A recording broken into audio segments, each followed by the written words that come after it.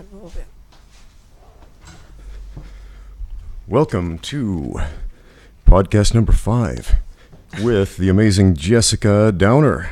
Hello. Hey, thanks so much for being on the show today. Thank you so much for having me. I appreciate it. You're welcome. So, Jessica Downer, quick introduction, my version anyway. So I met Jess, how long ago was it? Almost 2 years. Almost 2 years ago, yeah. She came to visit my gym for this, it was like a... what was it? These dudes from this protein company, Spirit Nutrition. They wanted to do like a cross-promotional event at my gym, and so I did a free trial class, and Jess was like, "Cool, free trial class." Show up, and she'd trained before. She'd done jiu-jitsu for quite some time. She was a jiu-jitsu blue belt, pretty solid game, and we ended up talking a little bit after the class, and she said something that kind of struck me. She said, "I want to be a fighter." And I've heard so many people say that to me over the years since I've been coaching the sport of mixed martial arts. I want to be a fighter, I want to be a fighter. But something was a little bit different. I realized she means it. I was like, man, dang, she means it. And yeah, let's turn the time over to you for a minute. Just tell us a little about you, what you're all about, and your experience in martial arts. And yeah, for sure. Okay, so I have my introduction to martial arts was through jiu-jitsu. I kind of went through this. I think almost 6 years ago. I was going through this. I don't know, like I guess a quarter life crisis in a way, but when I was like, I felt like my self-esteem was really down, and I just felt kind of beat up in like every aspect of my life, and I was like right out of school, and I was like, oh man, I don't like this. I want to beat people up. So I don't know how that translates, but I guess that's how it translated at the time. And I asked my friend who happened to do mixed martial arts. I was like, how do I become a mixed martial arts fighter? I want to do MMA. I want to beat, I don't know if I can curse, but beat bitches up. But like, how do I do that? He's like, okay, calm down, first of all. And he's like, you should start with jiu-jitsu. That will, kind of, a lot of mixed martial arts, MMA fighters, they don't have a good ground game. So you should develop that first and then go into the striking. So go into my first jiu-jitsu class. I see a bunch of dudes because, clearly women don't like to be rolling on the floor and drips in other dudes' sweat. So, I go, and the guy goes, the owner of the gym, he's like, okay, I'm going to teach you mount. Get on top. And I was like, what is this? Bro, I don't know you. I don't know what's going on here, but, major invasion of personal space, exactly. Right? I mean, but that's basically, if you come here, that's all it is in China. But so I guess it was a pre-working. So yeah, if you've never been to China, especially one of the bigger cities like Shanghai, if you step on the metro, the subway, man, you're in for a shock if you have personal space issues. Yeah, I'm literally just getting over it, and I've been here for 4 years. So so I went through it, really developed a community with my friends at this gym, and really got into it. Was training every day. I think a year and a half into it, I got my blue belt. And then I think a year after that, I moved to China, and went through I don't know if not that I didn't know if I wanted to do martial arts, but I was studying. I wanted to I was in pursuit of my master's degree. So, kind of put jiu-jitsu on the side pocket. And then a year into it later, I got back into it. That was martial arts. And then with me, I'm really big on fitness, so I am a Zumba instructor. I do multiple things of fitness, like besides training with Ramsey, I train jiu-jitsu at another gym. I do pole dancing. I used to do HIIT, teach HIIT classes. Always trying to develop myself as a fitness person. So yeah I guess that's like a little small sum. So awesome. Let's talk a little bit about women in combat sports, because as a coach, essentially trying to run a martial arts business of any kind, I think that is one of the most difficult things business-wise to tackle, just getting women in the gym in the first place. For sure. And I've always just assumed that it was the personal space issue that tends to drive people away because, the idea of having a bigger, stronger, sweaty guy on top of you is just really, really intimidating for a lot of people. What do you think about that? I mean, I think that's definitely true. I think when people or women don't understand what, like, I'll talk from a China perspective. I think personally, when you think of people want to get fit and they're like, okay, I don't want to go to the gym is boring, so they think of other outlets, like, for example, mixed martial arts or MMA, and they don't fully understand it. They just know, okay, this is the thing that's going to help me be fit or lose weight or so on and so forth. And there's this, I think, all across cultures, but specifically in China, you have this thing where women are like, you're told not to, you have to be very prissy and very, girly, whatever that stereotypical. It's a very defined gender role here. Exactly, which I think is another thing in terms of training with men in China. Like, there's a big difference in terms of in the States. You see, like, my friends in the States, like, mostly dudes. I mean, I have a few women friends in the States that do train, but it's kind of the thing like, okay, yeah, you're not just a woman, you're my training partner. We're all here to learn.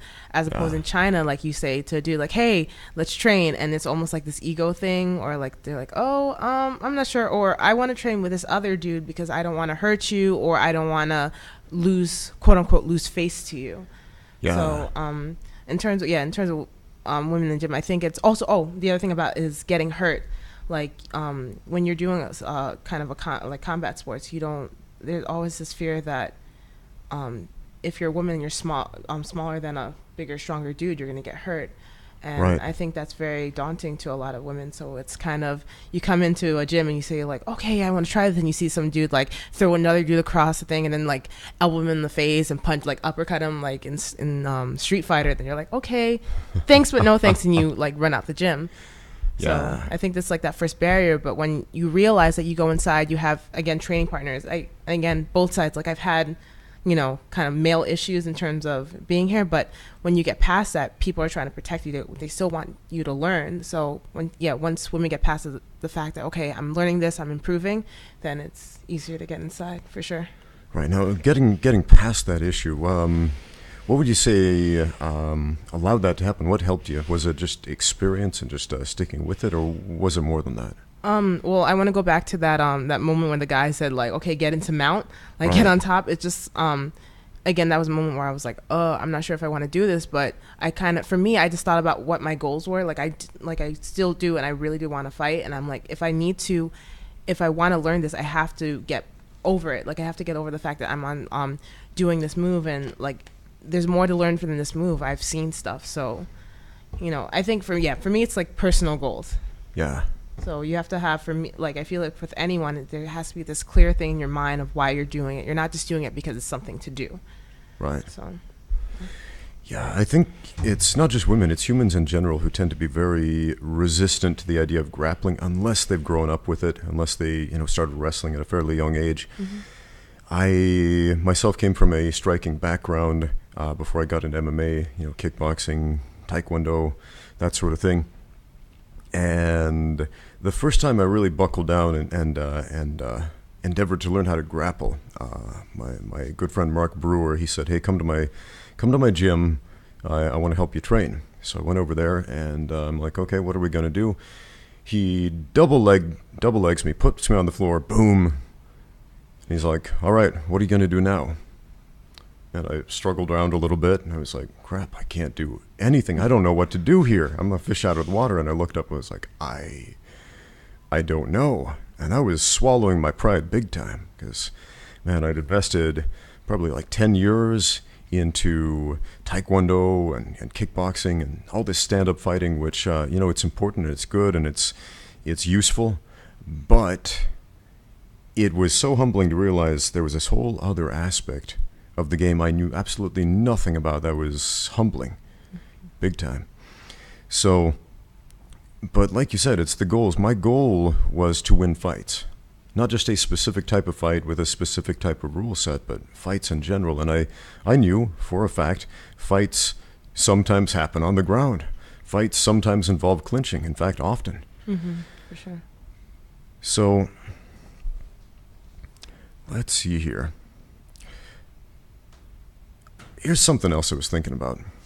I get a lot of questions about this, and I also see it happen in person, coaching when women come into the gym. From a man's perspective, male students will often try to go extra super light, be extra super gentle when sparring or grappling with a woman. Mm-hmm. Sometimes to the point where it's almost ridiculous. Have you experienced this? Yeah, for sure. I think, when I first started, not first started, I was maybe like 8 months in, and there's this guy that I think started maybe a few months after me being 8 months in, and it was getting to, like, we were rolling, and, he was doing stuff, and he would let me sweep him, and I'm like, it was almost counterintuitive to what we were doing, because it's like he's not getting anything and I'm not getting anything, because I don't know what the exact feeling is. There's no resistance, and it's just, I mean, how do I say that? Trying to think, it's just, I don't know what in his mindset is like, you see, was he looking at me as being an inferior? Is he like, he knows that he has superhuman strength, where he, like, even if he were to just use a little bit of resistance, he would like break all my bones in my body. And obviously I'm being facetious here, but I just think that in terms of when men do that, I mean, there has to be a balance. Of course, like if you're a 250-pound dude, or what is that, like 150 kilos for those of you that don't do pounds, yeah, of course, like you can't go to someone like my size, even though I think, like, in terms of being in China, I tend to be a lot bigger than the girls that I roll with in the gyms. But still, like, you have to kind of gauge your strength. You can't just obviously go all out, but at the same time you have to just understand, like, what the right resistance. But I also think that takes time, because especially if you're someone that just started and you're going with someone that, maybe is half your size, you don't want to hurt them. But I don't know, even with me now, because with the smaller girls, like, I really do try to roll hard, just because for my whole training career, until, well, maybe not the whole thing, maybe like a year and a half to 2 years into me training, that's when I started rolling more with women. And yeah, then, like, and I know that just because I was always rolling with dudes the whole time, I'm just like, okay, I have to, like, use every ounce of my strength. And also I am strong. Like, I'm stronger than a lot of women that I've rolled with. Right. And I'm also learning how to gauge my strength where I'm not hurting people, because I don't want to injure someone. And of course you get this, if you injure someone and they're like sitting on the side, like, oh, she hurt my elbow, and you're just like, you sit there feeling bad, and it's, on one side you're like, okay, no, we're in a gym, like, we're doing jiu-jitsu or we're doing mixed martial arts. Of course you're gonna get hurt sometimes, but at the same time it's like, okay, did I go too much? It's not a real fight. We're trying to learn from each other, kind of thing. Yeah. Yeah, I find that you need to train with 3 types of training partners. Mm-hmm. You need to train with people you can absolutely crush. Mm-hmm. You need people at your same level. And you need people who can crush you. And not necessarily for the reasons that you might think if you're starting because, like you said, beginners, they don't really know. They don't know how to regulate themselves. They don't even know what sparring is for. Mm-hmm. Like, a lot of times they just think, oh, it's a fight. And so they try to murder each other, or they get careful to a fault. Mm-hmm. But, man, I find so much improvement can happen when we train with people who we can crush, and we essentially choose not to. And we find other ways to practice our technique and improve, and focus on things like maybe a technique we're just learning, for example, that there's no way we could pull that off against an advanced practitioner, because we don't know it yet. But yeah. I was gonna say, like, also the one thing about being here that I've noticed too is that, like, people tend to train with people that not look like them. That's not the word I mean, but like the same body type. So anytime I go to the gym, it's always women of the same height training with each other, or like purple belts training with each other, and the two big dudes in the class training with each other, which I don't know. I just don't think it's in a way, it's almost counterproductive to what I've learned jujitsu to be. Like, I just feel Right. that you have to learn how to deal in every situation. Like, yeah, you do need people that you can crush. Obviously, if you're a bigger person with more technique, then obviously you're going to crush someone that's smaller than you. But I mean, as a person, I do enjoy rolling with guys that are like, 200 pounds or whatever, because I'm like, it sucks when you're in there, on the bottom of them. Sorry, where is my English?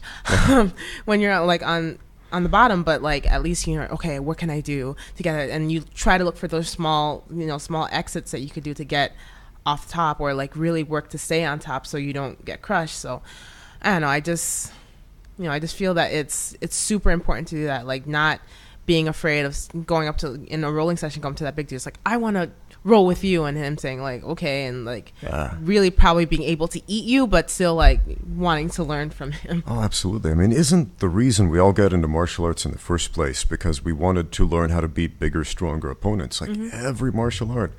I mean, I think, especially people in my generation, we watched like a movie, like a Bruce Lee movie, where he goes out and beats up crowds of people or beats up bigger, stronger people, and we're like, oh, that's inspiring. I want to be able to do that.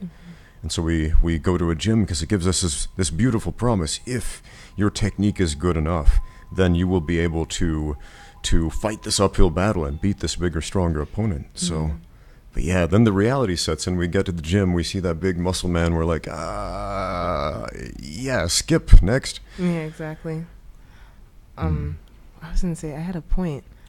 Oh yeah, it's like that whole like David and Goliath story, when you have like, you want to, I think in most of our lives, especially people that do martial arts, you want that story to be true. Like, you want to be the David in those situations, even if it's like by size, even if it's by skill. Like, if, I think we all have this ego boost. I mean, I know, like you've said before, like not to think about a person as a belt.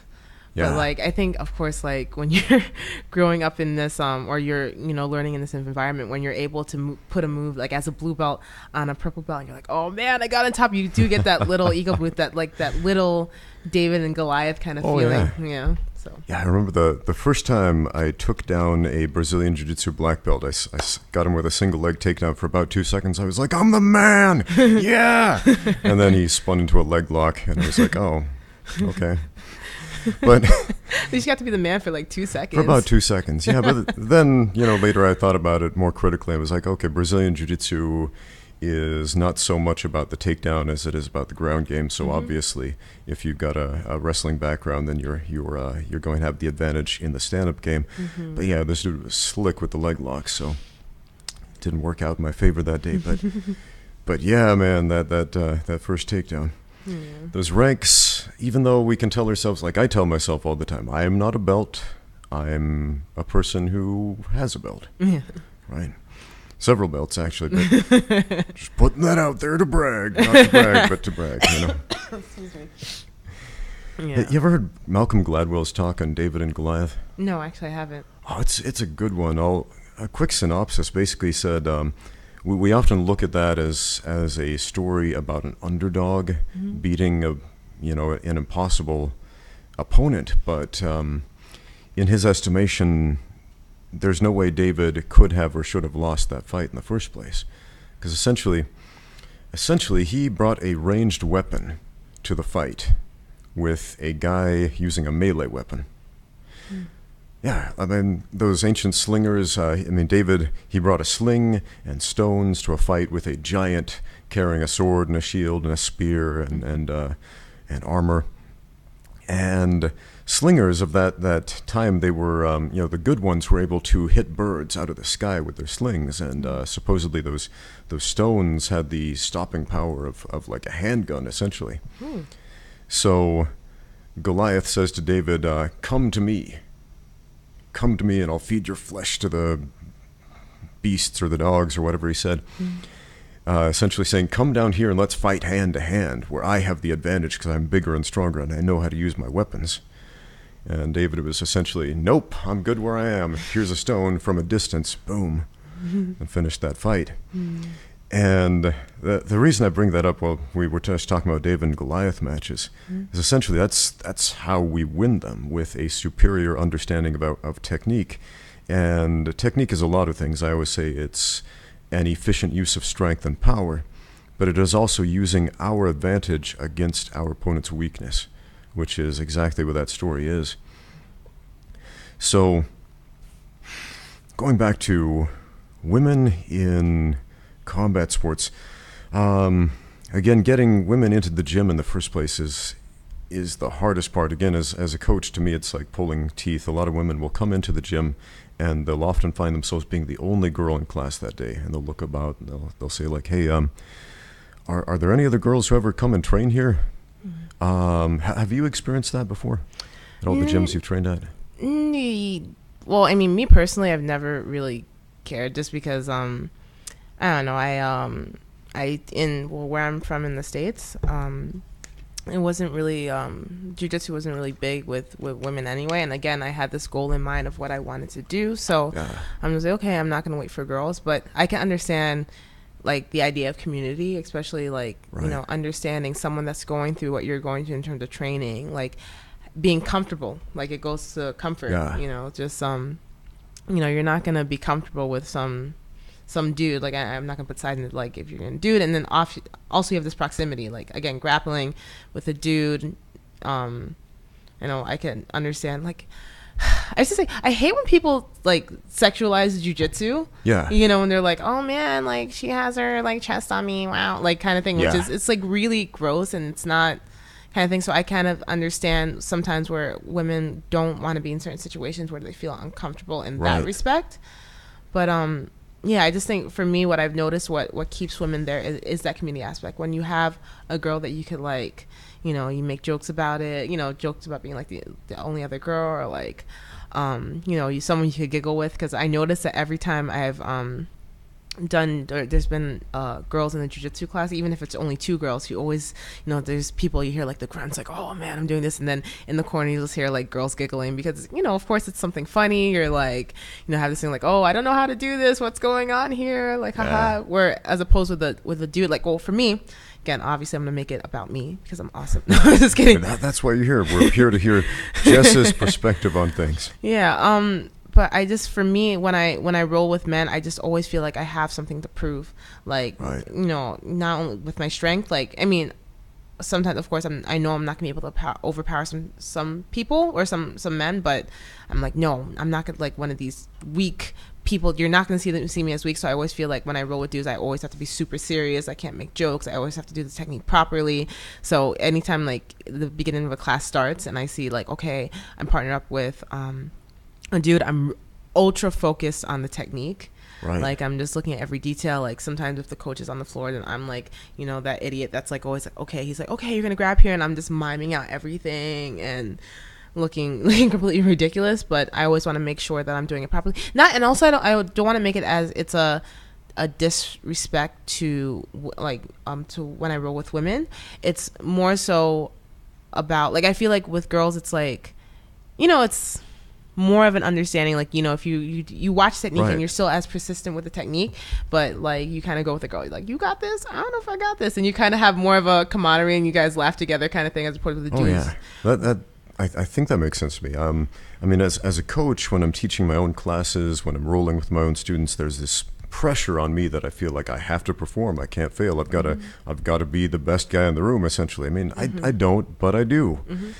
But on the occasions where I go and visit another gym, like this last summer I went to the States and went to a bunch of different jiu-jitsu gyms where nobody had any idea who I was. They didn't know I was an MMA fighter or a coach or any of that stuff.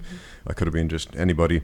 And there was no pressure at all. And so I was like, it's okay if I goof up. It's okay if I ask questions. It's okay, you know. So it was a whole different dynamic. Is there anything like that, like this pressure to perform that you feel? Yeah, it's that. And also, I wanted to add another thing that, I mean, I get it in terms of like, just go outside and bring it back in. Like, I know sometimes girls or like people go to places because they want to meet other people, and you never know, especially like MMA dudes and jiu-jitsu dudes tend to be super attractive. Like, I'm not saying like that, like I'm just saying like sometimes like I'm not attracted to any of my teammates, like everyone's cool, but I get it. So there's some women that come into the gym that are like, ooh, hot dudes, let's go train. So it's like kind of you don't want to be put in that kind of that bubble, like, oh, she's just here to train because she wants to like meet somebody, or like sometimes like, I mean, hey, whatever you're comfortable in, or if you want to train in booty shorts and like a slinky bra, that's, hey, whatever, what do you. But nothing wrong with the booty shorts. I wear them all the time. Yo. Anyway, it makes it easier to pass guard and harder to hold on to. Oh my god. That's also, if you're a dude wearing the booty shorts, your opponents will tap out 17% faster to a triangle choke. Is that Ramsey facts or is that true facts? That's anecdotal, but we could perform some studies. I believe that statistic goes up to 100% faster if the booty shorts say "juicy" on the butt. I'm just speculating. Only true for dudes. I don't know if it's true for women. Yeah, well, yeah, I haven't done any studies or any kind of test, so I'll take your word for it. But yeah, so of course, sometimes girls want to look good at the gym, and they're like, for example, like a Muay Thai class, and they're like punching, but they're like, they tend to pair it with dudes, and they're like, oh, I don't know if I can do this, which is like, okay, again, I get it, I understand, but if you as a woman are grouped into this, oh, she's not taking this seriously, then it's really hard for you to perform, and it's really frustrating when you're trying to get better and you're trying to go along in your martial arts journey, your jiu-jitsu journey, whatever journey you're on, to be the best, and people don't take you seriously. Right. So I think the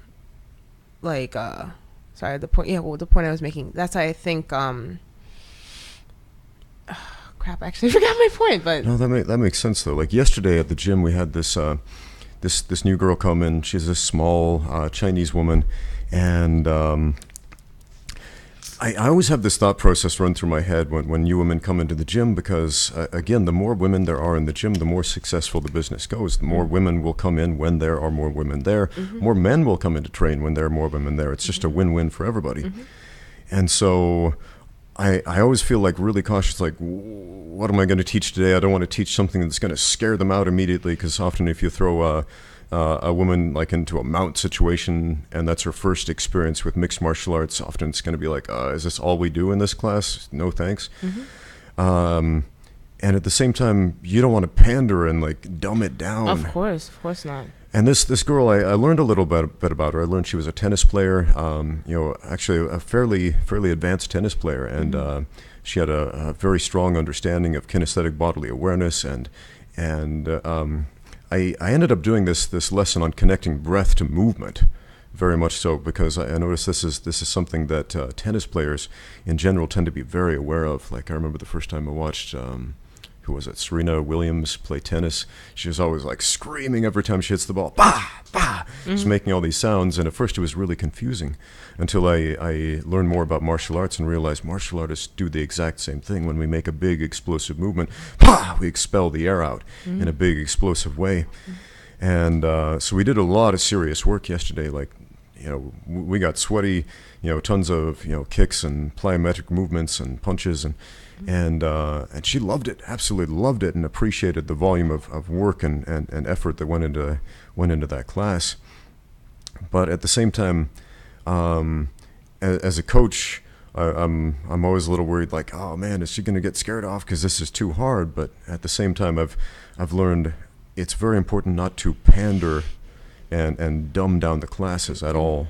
Yeah, you can't. Yeah, you definitely can't, just because if you dumb it down too much, then the people that are there that are, that more advanced are like, what? We're doing the same lame stuff we've been doing all week. I don't want to come back. Yeah. And then it's like, I don't know, just finding the balance where everyone has fun and, trying to, work with people that, or like doing an advanced move that kind of works for everyone that's been there for a while, but in a way that's like, okay, it's advanced like this, but if you do this, then it's a little bit more advanced, and then you could work up to this. So in a way, it gives people kind of a goal to work out with, like, oh, before I couldn't do a head kick, but I could do like a shin kick, and then like they kind of work their way up, and I don't know. That's baby steps. Yeah, exactly. Baby steps in the right direction. Mm-hmm. Yeah. So that is such an important concept to learn, because I had a woman come into the gym years ago, and she got very frustrated because she wasn't making progress fast enough. Mm-hmm. I mean, she came in. She had I think it was a master's degree in wushu, because you can get a master's degree in wushu at the sports universities here in China, and so she had a lot of. I would say a high cerebral understanding of martial arts and movement and all this stuff, but then found that the practical application of fighting was totally different, and it was really frustrating, and she wasn't able to easily beat bigger, stronger opponents, and that was really difficult for her. And I'm sure there were a lot of variables in that, but eventually she just got really frustrated and quit. Mm-hmm. And so it left me with a lot of questions as a coach, like how should I deal with that situation? I mean, is it just like one outlier? Probably not, because every person is somebody that has something to teach you. Mm-hmm, for sure. And at the same time, I was thinking about that situation today. Like, she gave it about 6 months and then quit, and clearly 6 months is not enough time mm-hmm.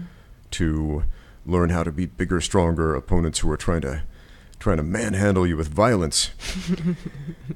But man, stick with it for the long run. I mean, yeah, I think I've never met this student, but I kind of feel like I could understand why her frustration, because especially again going back to the whole belt concept, when you've been training for such a long time and you don't see like improvements in certain aspects of your game, or you are making maybe the same mistakes, and you feel like you're putting in the work, but it's not translating in terms of like a promotion or a person that keeps on beating you with the same moves or what have you.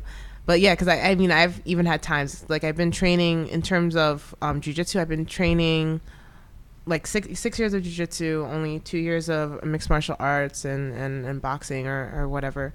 And like, I mean, especially with jiu-jitsu, because I feel like, okay, I know jiu-jitsu. But in that respect, you don't really know jiu-jitsu, because it's always evolving. It's always changing. There's always some crazy new move. And I think that when, like, again, for me, like, I notice that I'm not, the way that I'm trying to absorb jiu-jitsu, it's before the way I was trying to absorb it wasn't the proper way, or like in a way that wasn't sticking with me. Like, I would go to a class and be like, okay, yeah, I got this, and then leave and not apply it to anything else. So just like, watch the move, do it a couple times in class, maybe try to attempt it in a roll, and then leave. And now, I try to, especially, and I think, oops, sorry, that was my alarm going off. Yeah, it's my Hold on, viewers at home. We'll get this taken care of. Sorry, yeah, it's my my meditation alarm, like just so I can get. Oh yeah. Yeah, it's just like get into my zen during the day, so I don't like stab my coworkers. JK. Okay. I would punch them, of course. I wouldn't stab them. That's interesting. You set an alarm like at this time I'm going to meditate? Yeah, just like it's right after. It's just like I think in terms like I'm very not absent-minded, but my brain tends to be all over the place. Actually, this relates to me not getting moves properly, because my brain is always like, because I'm doing a lot and I'm like in the class and I'm like, oh, this is going on, oh, what about this move, and so meditation helps me kind of center my thoughts and like try to think of, like, I don't think of anything else. I just kind of focus on one thing so I could keep my mind focused. So something I've been recently not so good about keeping every day, but like when I go through a week and I have like every day at 2:00, I just take some time to just step out and just meditate, be quiet. Then it really just helps like keeping my thoughts in check, for sure. Oh, that's cool. I'm a big proponent of the idea of just shutting yourself out for the world at some time every day, like whether it's through a few things I do. I mean, religiously, I pray all the time. That's important to me. I know a lot of people aren't into that, and that's okay. But to just unplug from the world, it's so important. Another thing I do is walk. Like every day, just walk. Don't listen to music or anything. Just walk and be with my thoughts. Be alone with silence. And there's something very transcendent about that. Yeah, for sure. Actually, I completely agree on the prayer thing. I just think it in terms of gratitude, in terms of, again, putting everything together from the day. Like, I mean, my 2:00 meditation alarm is just for me to, again, center. I should do it with walking though, because I notice when I walk without anything, you do tend to collect your thoughts a lot better, and it's like, again, this not chaos, it's just kind of streamlined. But in terms of in, like, for example, I tend to pray twice a day. So in the morning when I wake up, just for the fact of being alive and being able to go in through a day, and then at the end, kind of just thinking about kind of, what's the word when you not recap, but like kind of think about what went through the day and like how you could do it better in the next day. And so I'm 100% for that. Interesting. Now, going to go off on a bit of a tangent here, since we were talking about prayer, and I think that's a decent segue into this. I've got a number of questions recently from some very religious people of various faiths, mostly Christian faiths, Protestant, Catholic, and so on. You know, certain viewers of mine who ask me questions about the morality of fighting. They're like, I know, like I'm a Mormon. Are you religious yourself? I wouldn't say I'm religious. Like, I grew up Catholic.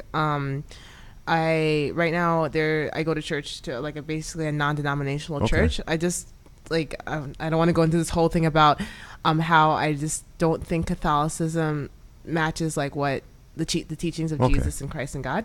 But so I grew up Catholic, and I believe in God. Okay, fair enough.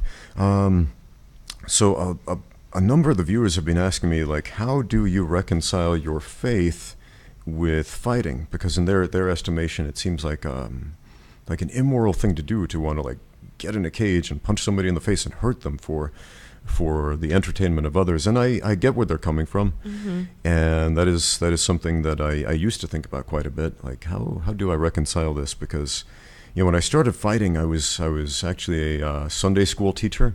So I'd fight on Saturday and then go and teach Sunday school, with bruises and black eyes and lacerations on my face.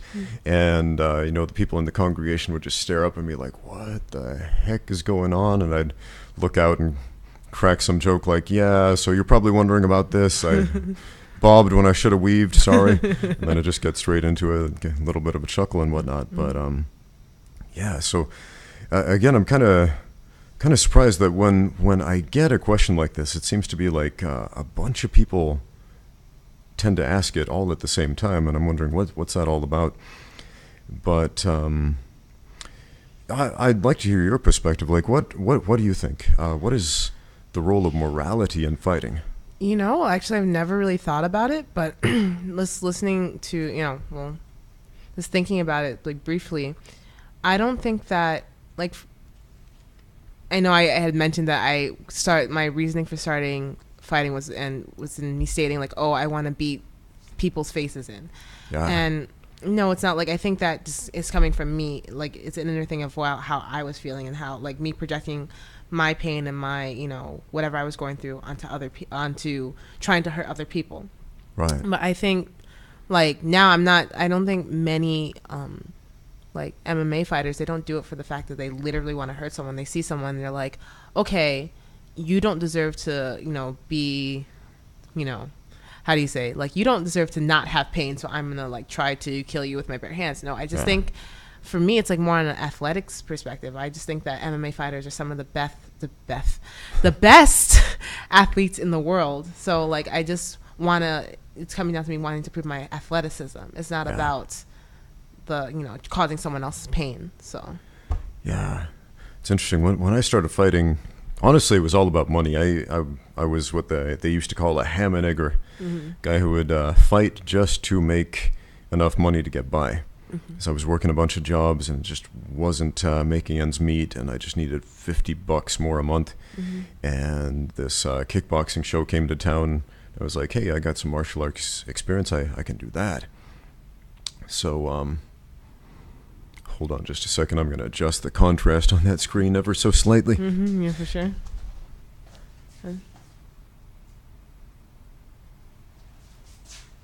It's getting a little washed out for I was just like, the wow. listeners at home on the audio-only version. Yeah, we put this up on YouTube as well. So it was never about, like, for me, like, oh, I'm going to hurt this guy because I hate him. And I don't think it's like that for anybody. Yeah, you know, of course, even, you know, those fighters we're seeing in the UFC trying to be the next Conor McGregor, posturing and giving these big old pro wrestling type speeches like, I'm going to destroy you, I'm better than you, and all this. I mean, that's for show. But of course, yeah, it's always about the show. Yeah. If it's like, oh yeah, good fight, sir. Like, no one would watch the UFC, no one would watch Bellator or whatnot. Yeah, I mean, you watch those fighters after. What are they doing? They're hugging each other. They're shaking hands. They're saying good job.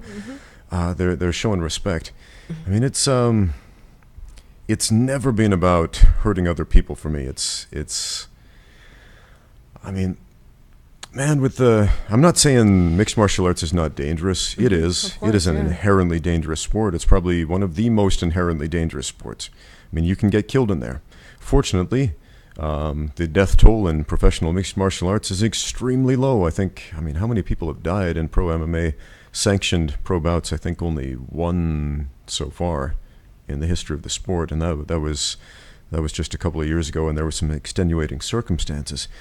And the biggest part of that is the referees. I mean, referees do such a fantastic job when they do it correctly to ensure the safety of the fighters. So when one man can no longer intelligently defend himself, the fight is over. So if you get into a cage fight because you want to kill someone, you're in the wrong profession. For sure. I don't think that's not a good place for you to be, especially if the other person doesn't have that intention. Like, they're just going in there to do the sport, again, to show their athleticism, so maybe, again, feed their families, that kind of thing. There's no ill will towards the other fighter. Yeah. And any ill will is largely fabricated for the most part, because for the most part you don't know that other guy. For sure. I remember one of the big turning points in my career in as a fighter. It was a kickboxing match, and I was a bit of a pushover when I started. Like, I didn't have a lot of success with my first few fights. I just got outscored.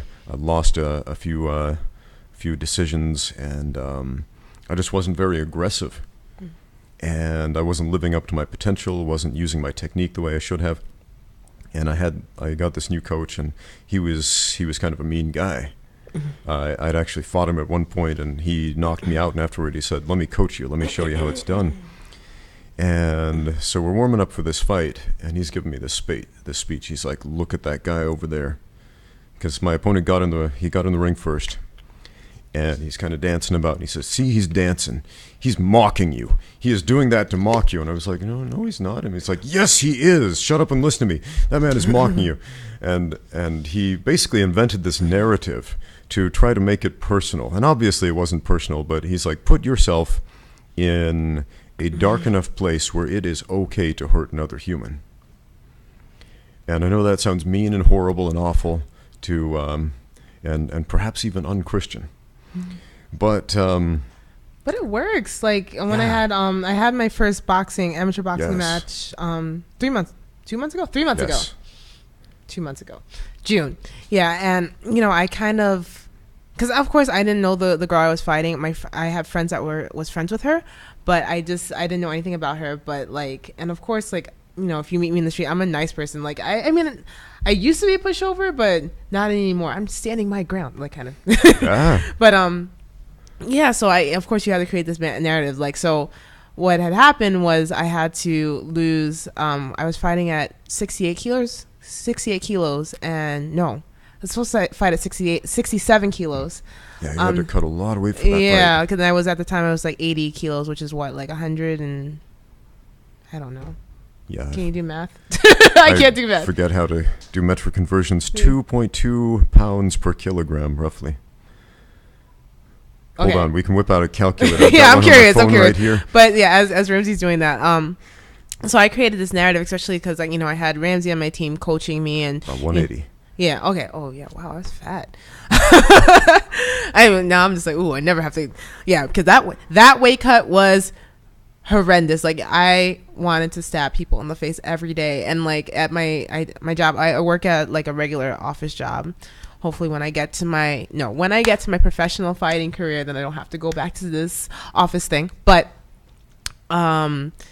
like I was just thinking, keeping in mind, like, this girl didn't have to lose any weight. I'm gonna beat her face in, like, you know, she's just making me suffer, kind of this thing. So I had to create this narrative. So when I got into the ring, it was like okay for me to punch her, but also like I just kept in mind all the training I had to do, like, you know, at the time, like I didn't for those 6 weeks. So I lost 11 kilos in 6 weeks. That's like what, 20 something pounds, like a little bit over 20 pounds that I lost in 6 weeks. And like, you know, I'm just thinking about watching my friends doing jiu-jitsu. I'm like, I want to do jiu-jitsu, but I have to do boxing because I have to be, you know, I have to beat this girl's face in, like, kind of thing. And just thinking about like when my friends are like, hey, do you want to go get tacos and burgers? I'm like, no, I have to eat my stupid chicken friggin' salad like all the time. So, you know, you create this like this narrative, like, just so you're able to, I guess morally punch this person or like hit this person. But again, for me, it's always been about athleticism. So. Yeah. But also, like, I kind of like, no, it turns out she's super nice. Like, she's a really nice girl. I talked to her a little bit, and yeah, like, yeah. So I could understand that. There were some exchanges in that fight, man. Both of you were just like slugging it out. It was a fun fight to watch. Yeah, hopefully I get to do it again. Like I ended up losing. So I mean, I don't think, like, I think when you go through something, like when you prepare in that short amount of time and have to lose weight and do the training where, before I was saying like, oh, I'm quote unquote not a boxer, but if I put myself in that situation and if I'm training for it, I am a boxer. When I have an MMA fight, I'm an MMA fighter. When I train for a jiu-jitsu competition, I'm a jiu-jitsuer, whatever the jiu-jitsuka, I don't know. You know what we're talking about. Jiu-jitsu practitioner. Okay, there you go. That sounds nicer. Let's speak English. Pick a language and stick with it. Exactly, right? What was I talking about? I'm sorry. Yeah, no. When you're a mixed martial artist, especially here in China, often you have to do combat sports that are not MMA. Mm-hmm. You know, when I started fighting here in China, I did a ton of kickboxing matches, Sanda fights, K1 style kickboxing matches.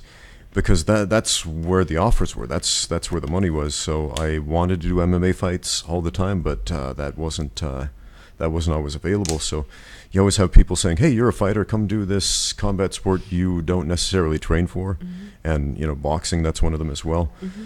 And boxing it's a tough sport. Let me ask you about that a little bit.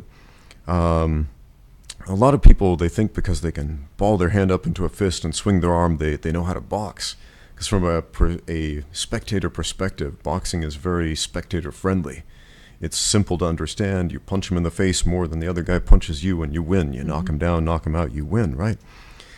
But now that you've done it, tell us a little bit more about your how that has changed your perspective of the sport of boxing. Oh, I mean, I always thought boxing was super technical and like things. There's a lot that goes into the training in order to perform.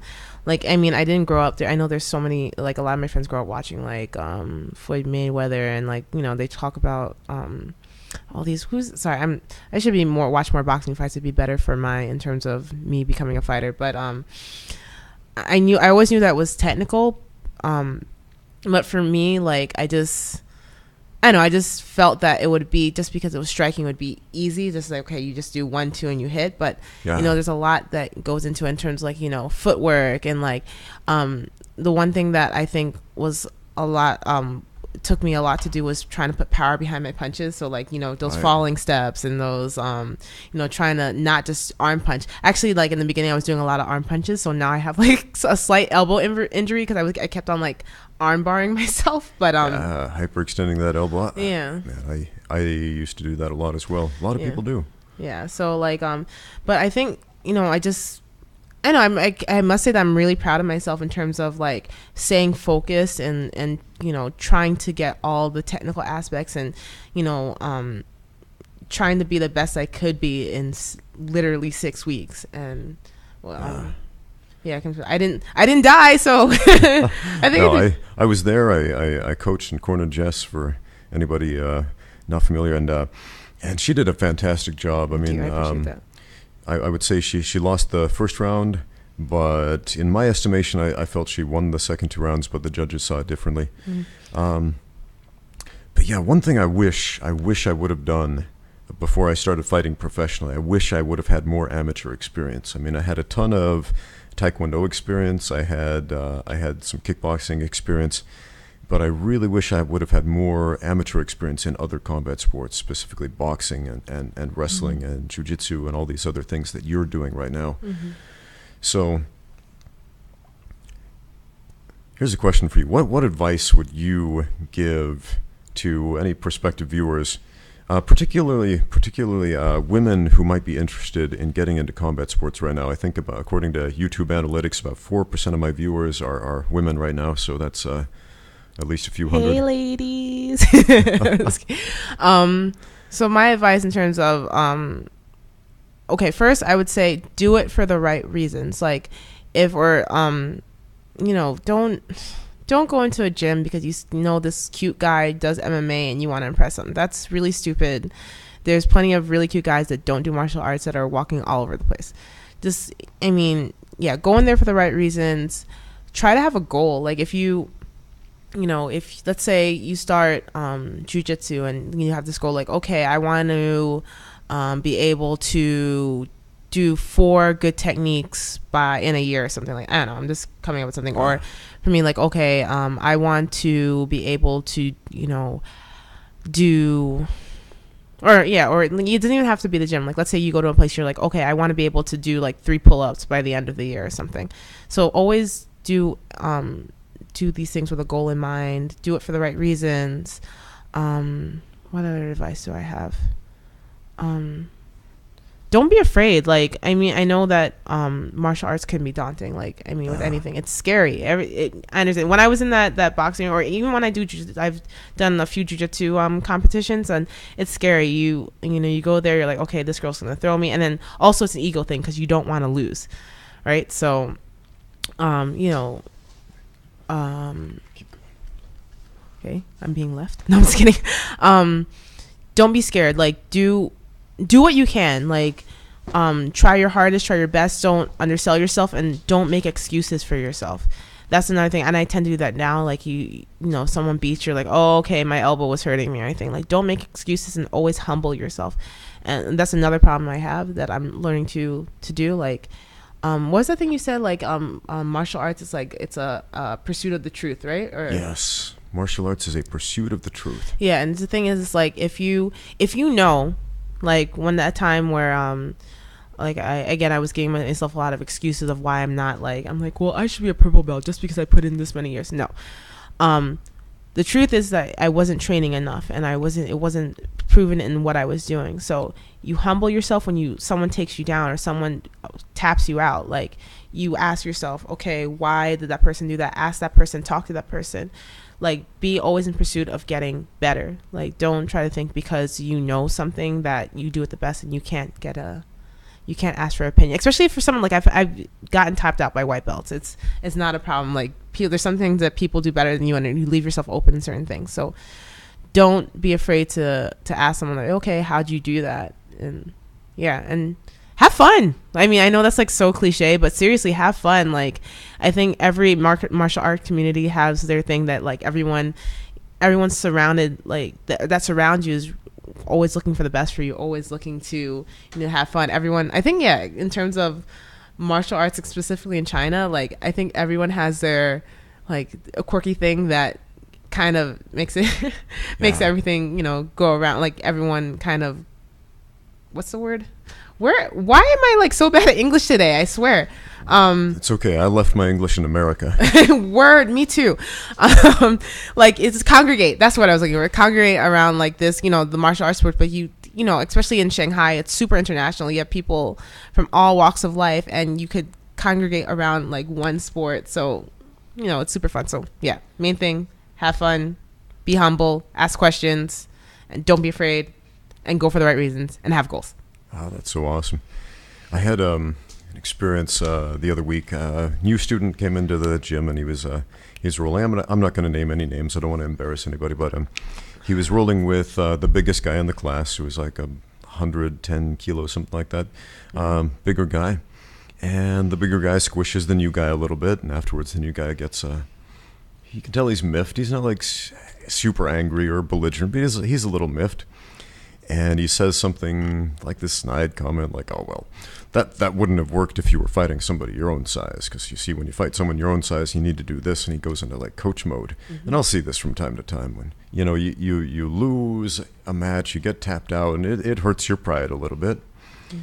And, it's not fun to lose. But at the same time, I was watching this just kind of chuckling to myself like, because I've been there. I've been there. I think everybody who's done jiu-jitsu long enough, they've been there at some point. But I was thinking, man, it's missing the point, though. It really is missing the point if you let yourself listen to the ego instead of just let go, like you were talking about. Just let go of the pride and learn a lesson from it. Because I think what would be much more constructive is to say, hey, thank you for the lesson, bigger guy, for squishing me a little bit and teaching me something about how to fight a bigger, stronger opponent. The whole reason we got into martial arts in the first place. But yeah, that's fantastic advice. For sure. Women in combat sports. One more topic I'd like to talk about that. In my career coaching and managing fighters, women in particular can be very difficult to find fights for.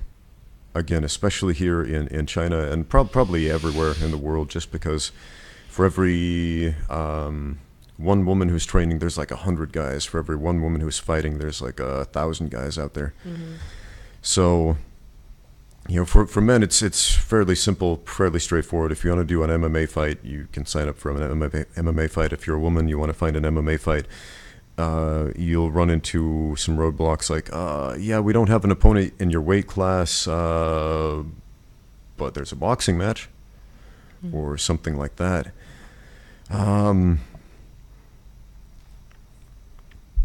And yeah, you've already experienced that with the boxing match.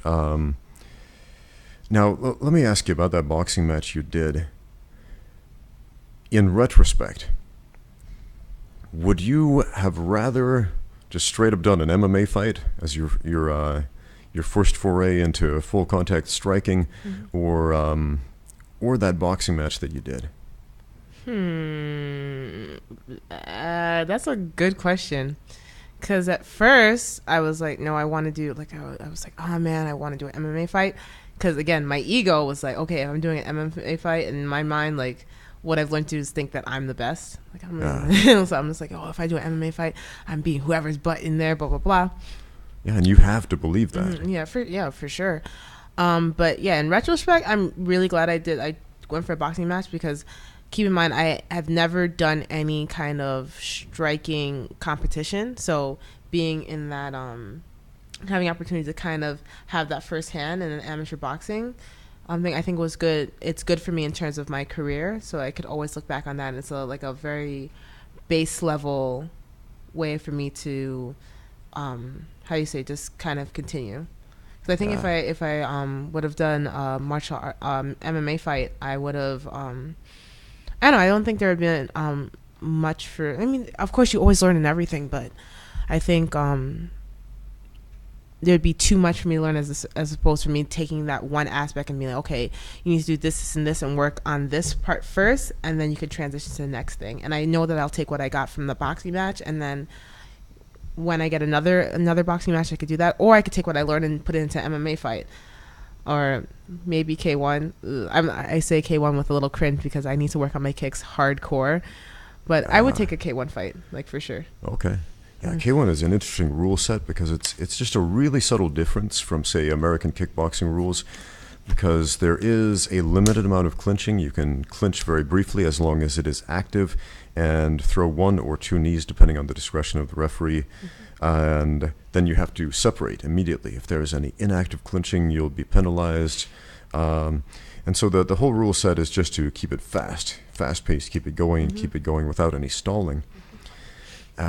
Whereas in, say, American kickboxing, you're not penalized the same way for clinching. I mean, if you tie up, the referee comes, he breaks you apart, just like a boxing match. I mean, obviously, you'll be penalized for timidity, but just clinching up and tying up, no big deal. And that's one thing that really shocked me when I started doing these K1 fights in China. I actually fought in the first K1 event that ever happened in the People's Republic in Inner Mongolia back in, I think it was 2009. Oh, okay. And that was interesting to me because I'd done a bunch of kickboxing matches, American kickboxing, Muay Thai, but man, K1 was just a different animal. I mean, it was fun. I enjoy it. I enjoy that rule set, but yeah, shocking how fast paced that one simple rule change makes. Mm-hmm. Let's talk about rules for a little bit. Mm-hmm. Jiu-Jitsu. So you come from a Jiu-Jitsu background. And when I started training with you, I'm big into leg locks and all this stuff that's totally illegal and bad and wrong and evil according to IBJJF rules. And I remember a lot of times you would stop and say, "Is that legal? Yeah. Is that legal in MMA?" And I'd be like, "Well, yeah, it's a no-holds-barred sport." So I'd like your perspective on this. Coming from a IBJJF sport jiu-jitsu style background, transitioning into mixed martial arts, what would you say are some of the pros and cons? Pros. Always talk about the pros first, right? Jeez. Okay, let me think. Pros. Okay. Being on the floor. No, that's not. Okay, let me start with the cons. Okay, sorry. Cons is that I tend to, when I do mixed martial arts sparring, and as you said, I stop and I'm like, oh, okay, can you even do that? Or sometimes, another con is that some of the stuff that I do in jiu-jitsu kind of, no, that's basically the same thing. Let me think. Can we come back to that question so I can think a little bit? Let me reword that. What would you say are the most challenging aspects of making the transition from Brazilian Jiu-Jitsu, like strict Brazilian Jiu-Jitsu, to mixed martial arts? Realizing, let me think. I have this tendency where, like, someone asks me a question, I want to answer right away. I want to, so let me think about it.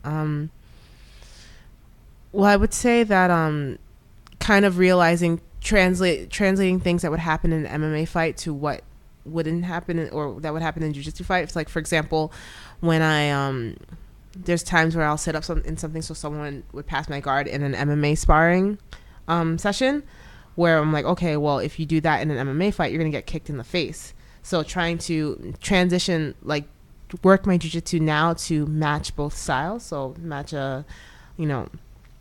things that work in both sport jiu-jitsu and no-gi grappling and MMA. So that's been quite difficult for me, to be honest. Like, I'm still trying to think, like, anytime I learn a new move, I try to see, like, okay, how would this work in terms of getting points in jiu-jitsu, and then how can I translate that into an MMA fight where, like, for example, if I if I get on my back or something, or, like, letting someone pass your guard in jiu-jitsu versus, if someone passing your guard in jiu-jitsu, it translates into you getting beat in the face, and how to, well, not prevent it because it will happen, but just being aware. Yeah. Ooh, that took a lot to say. It's cool. It's cool. I always get these comments on my YouTube channel from these people watching a video about combat sports, about MMA, and they'll be like, "See, Ramsey, what you don't understand is that in the streets, it's totally different." I'm like, in the streets. Do you guys know what kind of channel you're watching? I mean, I'm a combat sports coach. Obviously, there are things that will cross over and whatnot, but my advice about street fights, don't get into street fights. But still, I think I'm a big proponent of the idea that your technique should be universal. For sure. Because if you're jiu-jitsu, for example, I mean, I like the kind of jiu-jitsu that works in a sport jiu-jitsu context under any rule set, whether it's IBJJF or Naga or catch wrestling or whatever. And that same technique, I love it if it also works in MMA. And that same technique, I love it if it also works in a self-defense situation. Now, I also get a lot of questions about gi versus no gi, and I know this is one of those things that gets talked to death, and I know you train in both, and I train in both, and I love the contrast more than anything that it gives. What's your opinion about the value of training in the gi? I mean, I don't know. I just like I think I just got into this thing where it's like I don't want to say it's something to do, but I just never understood the the guys that are strictly no gi. They're like, oh, I don't understand. Why would you wear that uncomfortable thing? I'm just like, it's like you're using, it's like a valuable tool in a way. Like, yeah, it's cool if you know how to use your limbs, but if you have a gun, that's cool too. Like, or if you know how to punch a guy in the face, but if you have a gun, yeah, that's cool. Which I feel like in some ways a gi is like a gun. It's like, it's easy to use. It's a weapon. Yeah, for sure. Just grab someone's collar and you choke them in the face, or choke them in the face. Why am I saying choking you in the face? Oh, well, Lord, you can turn a choke into a face lock. Oh, yeah, that's true. Face lock, neck crank. Yeah. That's pretty simple, actually. Choke him in the face. Choke him in the face, exactly. You're trying to do a rear naked choke, and the guy's burying his chin. So instead of choking him in the neck, you choke him in the face and pull that jaw right into the neck. And they'll tap. One of my coaches, was talking about that. Like, yeah, he just want to give you his neck, just choke his chin. I'm just like, oh, that's so mean. Like, but anyway. I'm going to start saying that. Choke him in the face. I'm going to put that on a t-shirt. Yeah, I was just about to say, that would be a cool t-shirt. I'd wear that t-shirt. Jess is always telling me I should start a t-shirt line with... Seriously. Put some violence in your violence. It's like my favorite. Make that shirt. Buy that shirt. Put some violence in your violence. I know I've put that saying in some of my videos before, and I've never really explained it. What I mean by that, put some violence in your violence. A lot of people, they do martial arts, they train, but they train without the context of actual violent action. Mm-hmm.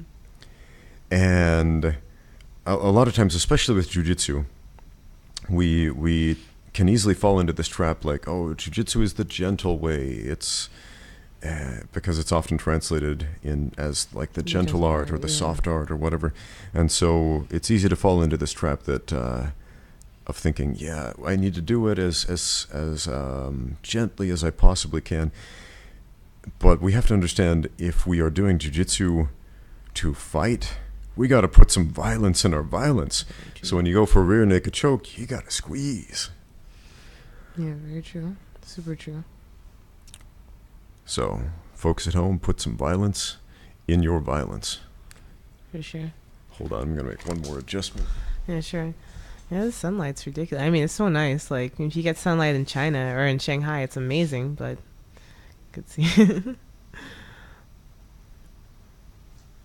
But yeah, I get why no-gi guys are very like, oh, okay, gi is inefficient. You need to learn, like, if you get in quote unquote a street fight, you need to learn, you're not gonna be like, hey, give me my gi or something like that. Like, or hold on 1 second, dude, I'm gonna let you fight, but let me just put on this gi. Of course I get that, but I don't know, I just think it's, it's just another way of doing something, and it can be efficient. If a guy's wearing a jacket, yeah, it could be efficient. It's, you have multiple ways of doing the same thing.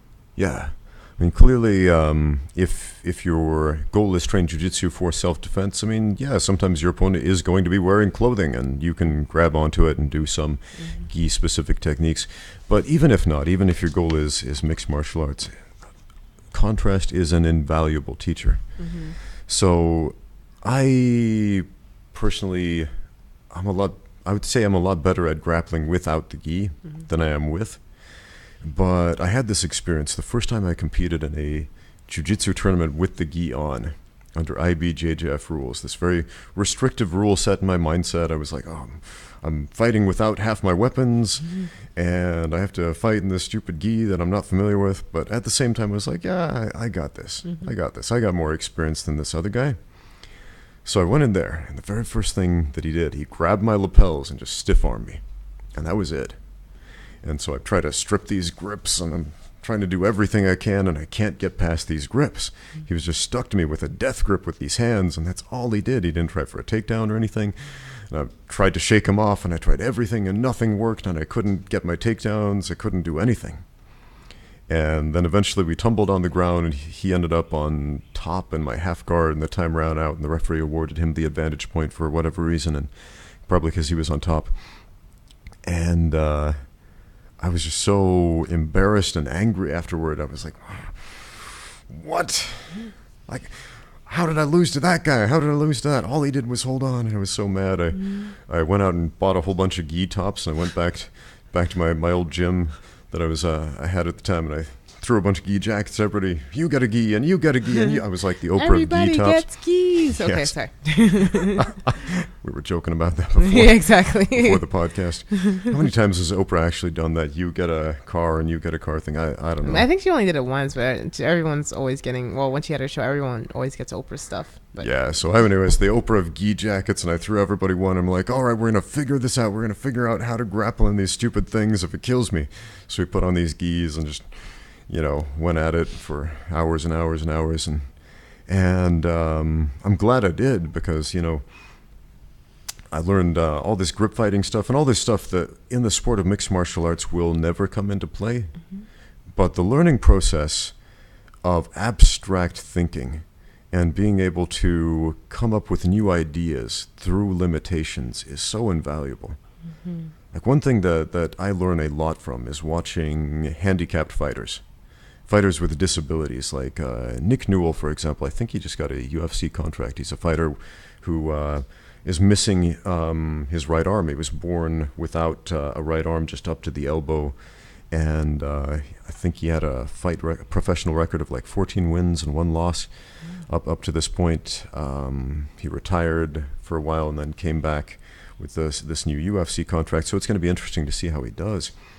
But I was watching some of his matches, and the way he would set up his takedowns, he'd shoot in for a single leg, and with a single arm, with that missing arm, I mean, there's so many finishes that are just not available to him. So I was so curious, like how is he gonna finish that? But he was just able to flip around the back and basically take back mount. And I was like, whoa.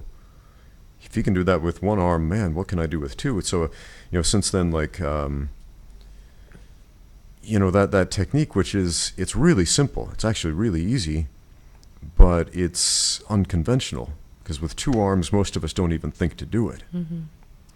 And there was this jiu-jitsu guy, a guy with a blue belt. I'm watching him online, and he's paralyzed below the waist, and he's showing this side control escape. And a side control escape without your legs, from an able-bodied person perspective, sounds ridiculous, but he's able to do it with essentially a Kimura grip. And I watched that like, no way that would work against a resisting opponent. But then I try it out and I realize not only does that work, but if you have legs, you can make it work like 1,000 times better. Wow. So, man, limitations are such a valuable teacher, including the gi. So, man, I used to be a big proponent of telling people, no, the gi is garbage for MMA. But now I'll tell you the opposite. It's good, but probably not for the reasons that you might think. Which would be? Well, what I always used to hear was people would say, well, it slows down the game and lets you focus on more technique and get more technical or whatever, and I still don't buy that at all. I mean, it makes it different is what it does. Yeah, for sure. Makes sense. Although my friend Matt, you met Matt, you rolled with Matt. Yes, I remember him. Matt Grant, he comes to Shanghai every once in a while. He's got a purple belt now. He's got a fat stack of gold medals from the old guys division. Guys like in his mid 50s, and he started jiu-jitsu. I think in his early 50s anyway. Oh. So for all of those people asking me, am I too old to start training? The answer is no, definitely not. Absolutely not. I mean, what would you say to people asking, am I too old to start training? Am I too unfit to start training?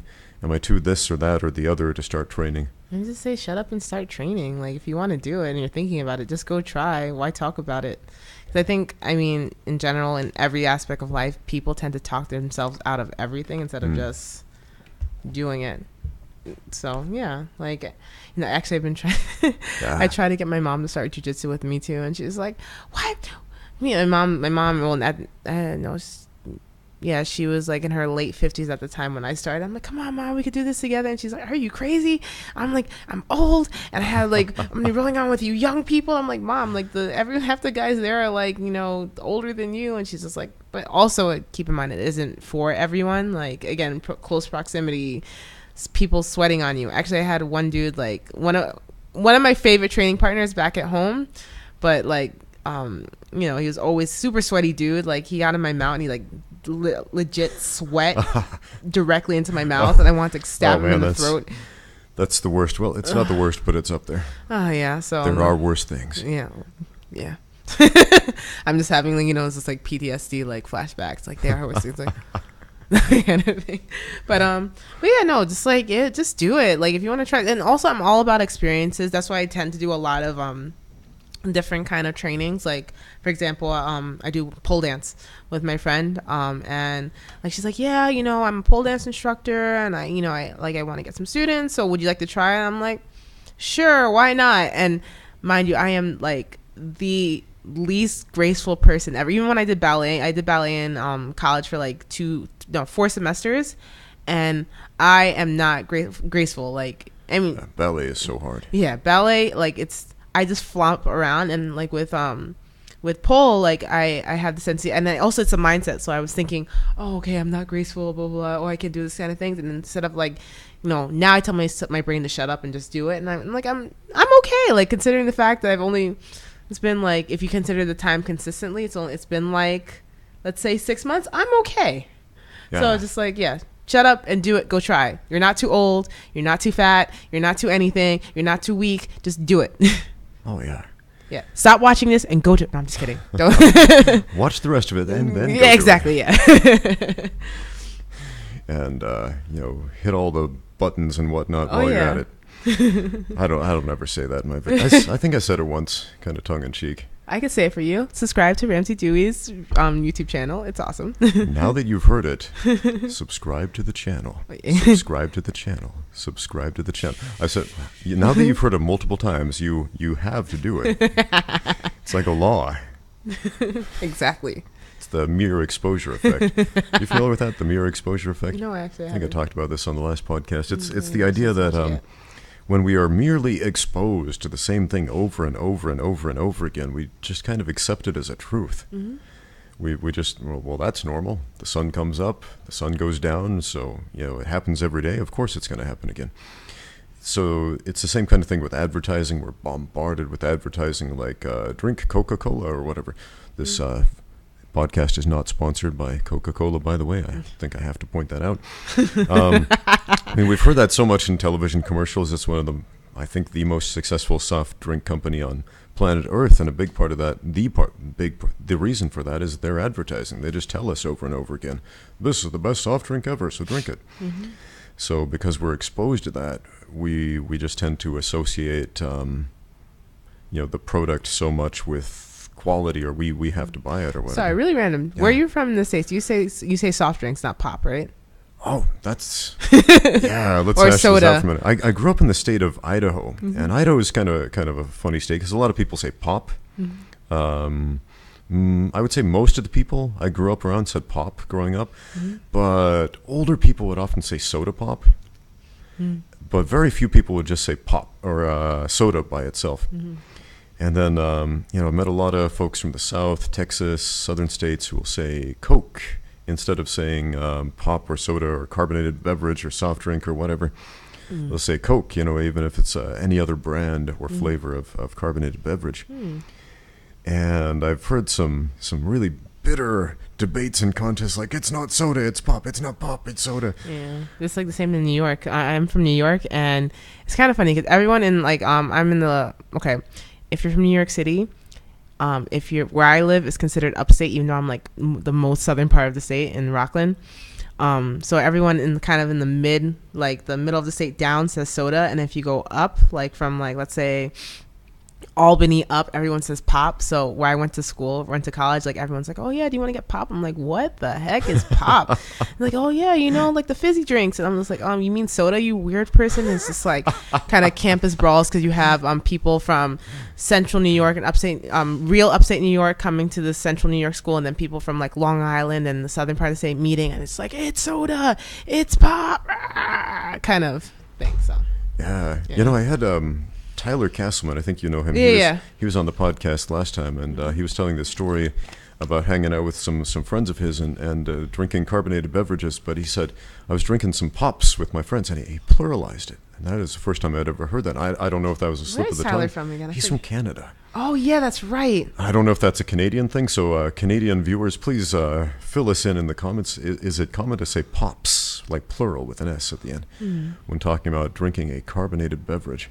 I'm just going to say carbonated beverages from now on. That's what I do. It makes you sound really sophisticated and intelligent when you use like long Latin-based words. Carbonated beverage. Exactly, and we classy. Especially if you say it with an English accent. Wait, just because I know we're like completely off the rails here, but do you like how since your mom's from the UK, right? Yeah, my mother's from the UK. Did you ever grow up with like that whole like imitating her accent with the the English accent, or can you do an English accent? That's a good question. Like now, I think if I were to do my best impersonation of a pure English accent would be doing an impersonation of my mom yelling, because she bless her heart, my mother was a single mother with 7 small children, and that is a stressful job, and so she was stressed out all the time, yelling at us like, you children, and shaking her fist at us all the time. Yeah, my mom was stressed out with 2, so I can completely understand. But yeah, it's a funny story. When I was a kid, when I was little, I talked just like my mother because, I was raised in this British household. We'd all say like settee instead of couch or sofa. We'd say banana instead of banana. And I remember going to school for the first time, and the other kids, growing up in southwestern Idaho, in this small town, people, they got a bit of a drawl. They, what's the word I'm looking for? They got like that redneck kind of accent. They'll say things, we call it Idaho mumble speak in Idaho, like we was down by the creek, decided to wash your clothes in the water and do some fishing. And then I was pert near about to go and asked my friend, hey, G yet? Things like that. And, at least you say water properly in terms of like New Yorkers, we say water. Yeah. So anyway. So I grew up around people who talked like that, and the old folks back in Idaho, it's like even more extreme. And that's an interesting thing. Like in the United States now, like you'll find people all over the country from coast to coast who sound like the people you hear on television. Truth. Like that basic American accent that basically progenerated from Hollywood. Oh, yeah. But 50, 60, 100 years ago, totally different story. So if you talk to old people, they have like these radically different dialects going on. Yeah. Before the proliferation of television and radio started to change that. I had a Spanish professor back in college. I studied Spanish and also modern dance the first time I went to college. And he was from Wales. Yes, a Spanish professor from Wales. And he said, my son sounds like he's from London. He sounds like a BBC broadcaster, even though he grew up in Wales. And this guy had a very distinctive, heavy Welsh accent. But yeah, so, growing up cross cultures and your mother is from... my mom's from Panama. From Panama, and you grew up in New York. I mean, it's the same thing. I mean, you grew up between languages, between cultures. But sometimes it slips out, though. Like, my mom is from Panama, my dad's from Jamaica. So for the longest time, I always grew up, like, saying, like, 1, 2, 3. Because also, like... Sorry, a little bit of history. Like, if you are black from Panama, you usually have a Jamaican, like, you're... Jamaican came over from Jamaica to help build the canal, so you have these kind of this mix of this Panamanian Jamaican type thing. So it's like basically this Jamaican accent that kind of like Tourette's itself out, like so. Wow, that's fascinating. Yeah, but yeah, sorry. I love linguistics. No worries. This podcast is about you, my friend. Yay! It's a little bit about me, but it's mostly about Jess today.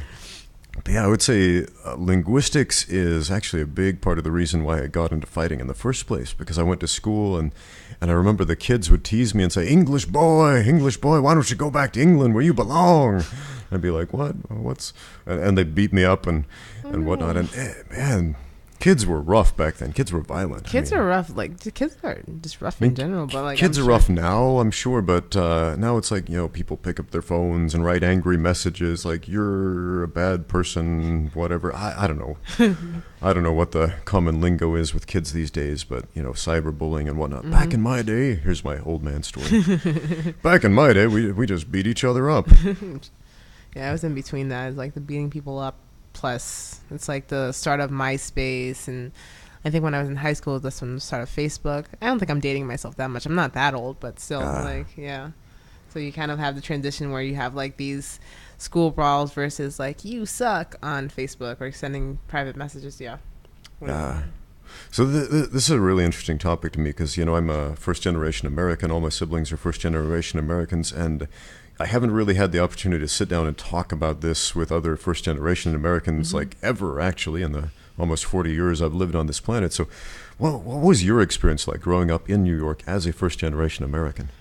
I think when you, so of course when your parents are bringing their culture, so they have, and of course they have this expectation of how you should be raised in the house or how kids should be. And also, like, my mom kept me around, I don't know how to say it, like, how do you say it? Basically, like, she had these cultural things that are like culturally Panamanian, just because, like, my parents divorced when I was quite young, but my dad, like, it wasn't like one of those things, oh yeah, my dad wasn't around kind of thing. My dad was around, just my parents didn't get along. So so it's just like kind of, you have one household that was like Panamanian and how like my mom was raised, and then like one household that was like Jamaican and how my dad was raised. And also like my dad in total has 6 kids, so me and my sister are the youngest, so he was old school, like, I mean, like, I think me and I think my dad, when he passed, he was like 73 or something like that. So yeah, and at the time I think I was 20 something, and my sister, me and my sister are in our 20s. So like so you have these old school thingies, and then in the middle you're going to an American school with like American friends, and like sorry not to bring up the stereotypes, but you have like white friends and are like, oh, your mom's like yelling, oh, you shouldn't do this, and it's like, your mom shouldn't talk to you like that, you have rights, kind of like the every joke thing that you have when it's like, oh, white kid, like white parents don't discipline their kids kind of thing. So you have this thing where you have, and like like a lot of my friends were quote unquote white, or like I had I actually know, now I think about it, I didn't really have a lot of like a ton of black friends growing up. So it's just like you have this kind of this thing where it's like, hey mom, you can't speak to me like that. And it's like, oh yeah, like kind of thing. But I know, I just think it's especially as an American, it's really cool. Like, I think I am a true mix of like all cultures. Like, I have things that are I wish I was more familiar with my Jamaican culture. Like actually, I've never been to Jamaica. It's really sad as Jamaican. I can't do the accent except for that tree once in a while. Like, everyone's like, oh, you're Jamaicans, like, can you do the wagwan brethren and all that? And see, I'm so sorry if any Jamaicans are walking in, I'm so sorry. Like, or listening. We got viewers from all over the planet. Yeah, so I'm just like, this dumb, she's saying she's Jamaican, blah blah. Okay, sorry, this is so bad. Anyway, but yeah, it's just like, and it's really cool. I just feel like it's a true mix. Like, I have, like, I'm as a first generation American, I am a true representation of what an American is. It's like a blended mix of cultures, like a household of different cultures. My mom, like to my friends, or like some of my friends are like, oh yeah, there's some things about you that like we wouldn't do that, and it's like solely Panamanian. But like if I go to Panama with my cousins, it's like, oh, you're definitely Americanized. So, which kind of can be frustrating, but like since I've learned to kind of just be me, it's really nice to kind of embrace all these cultures that make a Jessica. So it's really cool. That's so cool. I remember as a kid feeling like really alienated from like the American experience in a way. It was almost like, you don't belong, you're not one of us. And I just kind of took that for granted, like that's how it is for the longest time. And my mom became a U.S. citizen, when was it? I think it was around 1996 maybe. And I went and went to the ceremony at the where was it, the Capitol building, courthouse, wherever it was in Idaho, and it was this very diverse group of people from all over the planet, taking the oath to become U.S. citizens, and I'm looking at this thinking like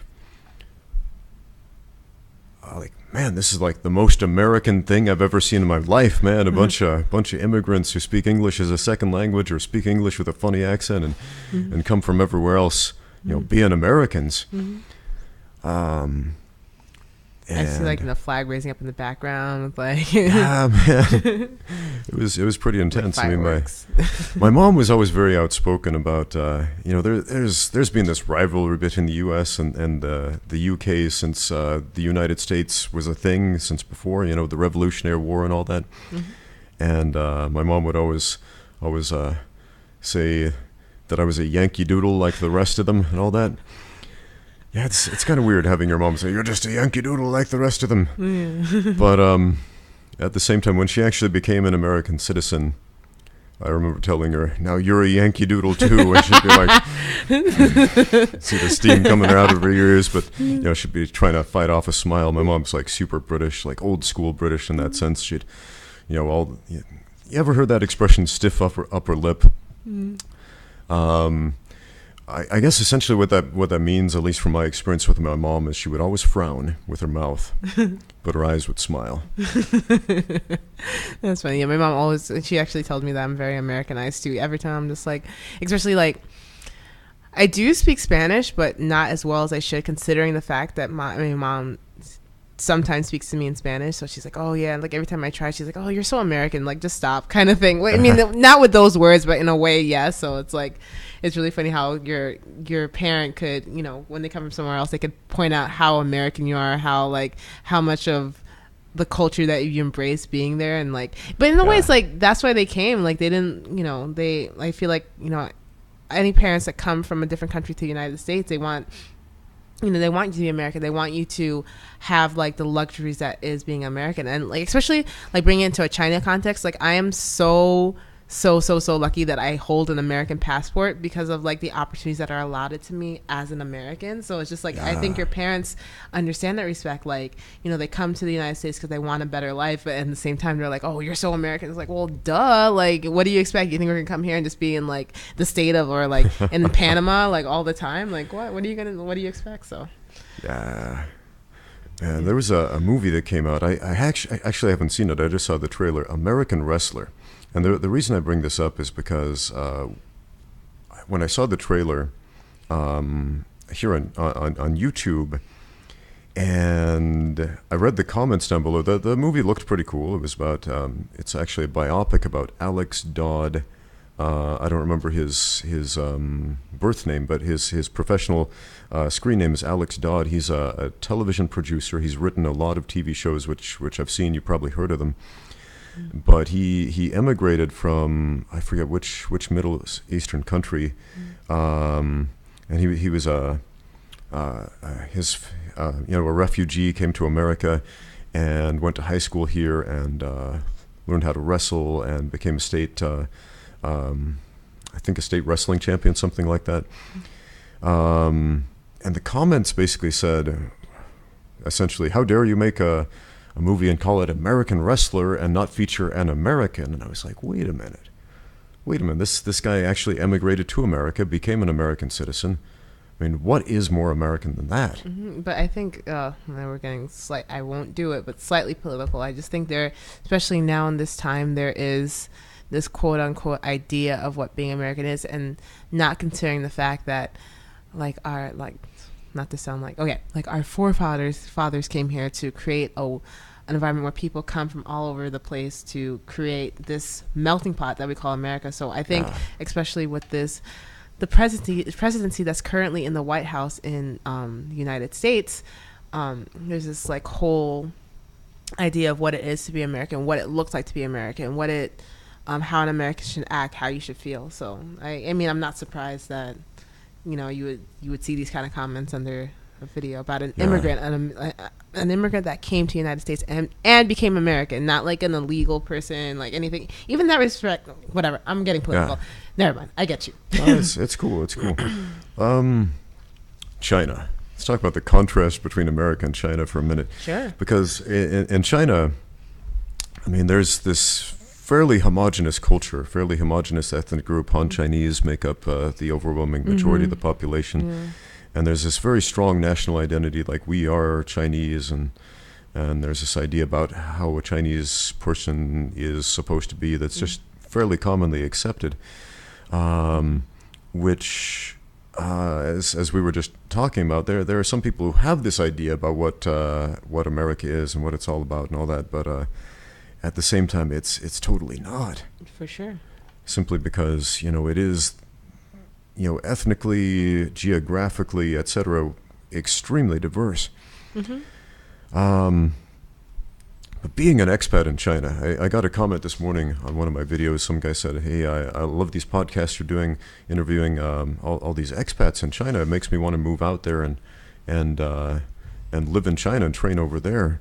So, your advice for this person and people like that who might think, "Hey, that expat lifestyle looks cool to me." Like, what would you say to them?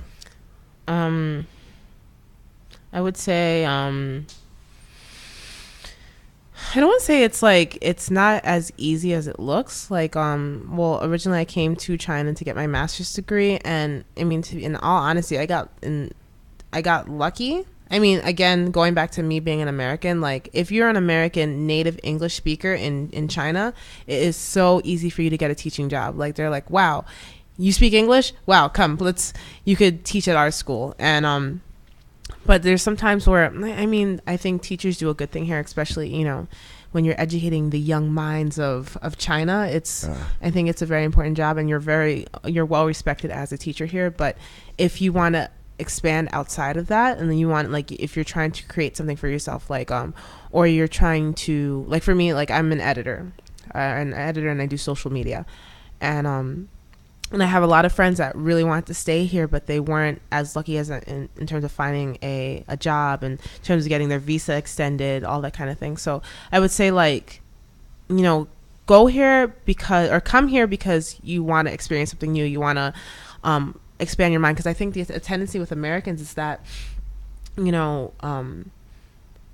well, I think we're taught that America is the greatest country in the world, and you wouldn't want to be anywhere else. You don't, and then we have these ideas of what other cultures are, and of course, I don't know. Anytime you go home, you're like, "Oh man, so you live in China? Do they eat dog over there?"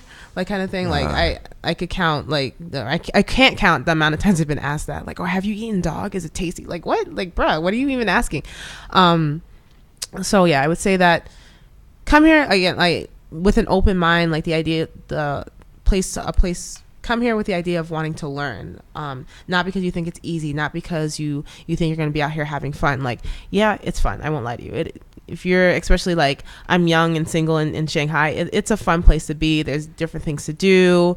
You meet different kind of people. I think even if being from New York, it's like the most international place I've been, because I used to work in New York City, so you walk down the street, you see someone that looks like Ramsey, someone that looks like me, someone that looks like a Chinese person on the street, someone that looks like, I don't know, like Latin, Arab, that kind of thing. But they're all New Yorkers, they're all Americans. You don't have a tendency to talk to them. But when you walk in the streets in Shanghai, and you see, okay, there's a Chinese person, Chinese.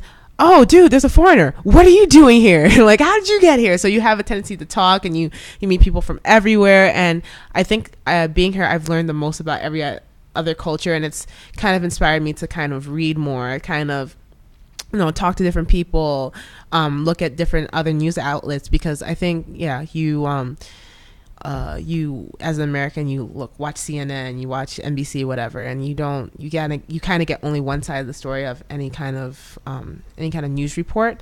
But if you take the time to, like, look at, like, okay, what is Al Jazeera saying? What is, like, this French media saying? What is the RT saying? Like, so you get a more rounded perspective of the world. What's another advice thing I would say? Yeah, I mean, I think the biggest one is being open-minded and, like, be prepared for adversity. It's not easy. You're not going to come here, especially, and be patient, because especially if you don't speak Chinese, it could be quite frustrating. Yeah. And also do Don't be that person that goes to China and they're like, you want to speak, you want to ask someone something, or you're like, oh, I need this, and the person doesn't understand you, and then you start yelling at them, because I hate those people. It doesn't make a difference if you say it louder. If someone does not speak English, they're not going to understand you. What the hell? Sorry. There's always this person, and it's like, oh, I've met a guy like this. Yeah, it's like, and I'm like, dude, like I've seen situations. I'm like, okay, I could help you. How can I help you? Because I could speak Chinese. And also, don't come with a mindset that, like, especially as an American, especially as a Westerner, that you're better than the culture you're living, like Chinese culture, because you come from somewhere, you're better than someone else. Because that is another tendency of foreigners that come to China. You're coming here, China is welcoming you if you're lucky enough to get a visa, because the visa process is getting harder. If you're lucky enough to be a visa here, be mindful that, you know, you're a guest here. Do not think that Chinese culture is this or Chinese culture is that, because you're here. You're not back in your country. Like, oh, man, this is so frustrating to me, because I hate when people come here and they're like, well, China has this and it's such a, you know, they do this here and blah, blah, blah. And it's like, bro, you're in this country. And I say, like, well, I mean, women complain too, but like, you're coming here because you weren't doing anything in your country. So you're coming here because you have an opportunity. So obviously there's something that's here. So either go with it and, you know, shut up, or just go home. And like, I get it, because I think anywhere you are, you always have complaints, especially if you're not home. You're gonna have complaints because it isn't like your home. But be mindful that it, you know, that you're a guest here. So don't be a hole. Yeah. Oh yeah, absolutely.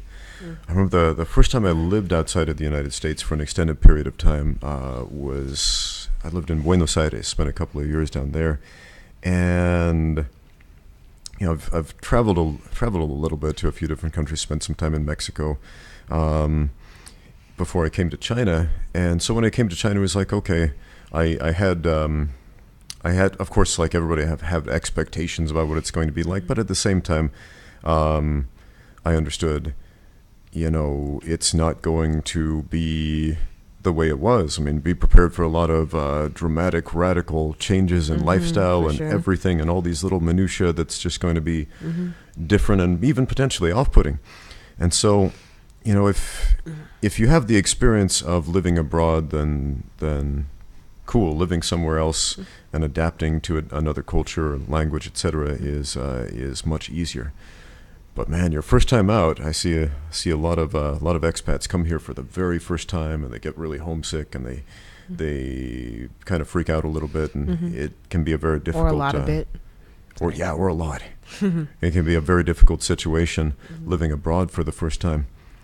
Yeah, it doesn't have to be. Yeah, no, for sure.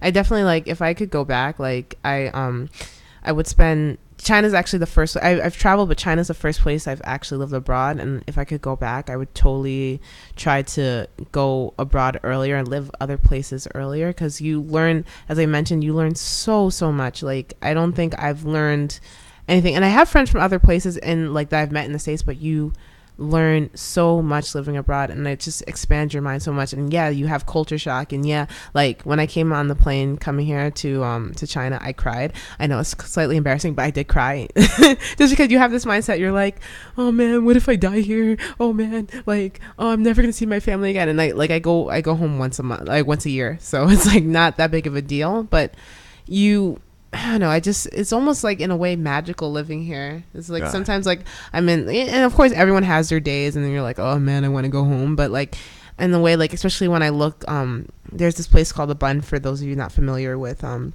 Bund. Yeah, it's like anytime you see a picture of Shanghai, it's like this big skyline of all the famous buildings, Pudong, like the financial center, the Oriental Pearl Tower. And every time you see that, like at nighttime, or you walk along the Bund or anything like that, it's almost surreal. Like in a way, it's like like there's a little bit of magic. Like, wow, I actually live here. Like it's not a vacation. This is like a part of my life. This, yeah. Yeah, it's easy to forget that. And in fact, you know, I live in the Minhang district, which is like kind of out in the boondocks out west in Shanghai, kind of as far from, well, it's not as far from the center as you can get, but it's pretty far. So the other day, you know, I've been spending a lot of time with my kids and my wife lately, since they're on vacation from school this month. And so we've been going back downtown in Shanghai. I'm like, wow, I kind of forgot this was here. This big downtown area and all the cool stuff there is there. And so, yeah, sometimes it's very important to break up your routine sometimes. Yeah. Actually, I'm getting to the point where I need to do something different. Like I want to, like, I'm very scheduled in terms of like, so for example, it's like every morning I train with Ramsey, then I go to work, then after I usually train or I teach a Zumba class, and then I, like when you get scheduled and you get in a routine and it becomes like home, then you kind of forget that, take some time to do something different, take some time to, go somewhere you can meet someone new. Like it's super important in terms of, again, growth, well-being, not, going crazy, going through the same schedule over and over again. So. But let's talk briefly about the self-defense video we did. If you're not familiar, if you don't recognize Jess, she was in one of my self-defense videos. Yeah, I look cute today. No, I'm just kidding. Let me stop. Yeah. But yeah, I got a lot of complaints on the first women's self-defense video that I made. If you're not familiar with those, go watch them. They're a hoot. It's called MMA Fighters Try Out Women's Self-Defense, something like that. Where basically we just take some bad self-defense videos and try them out against mild resistance, and the results are kind of hilarious.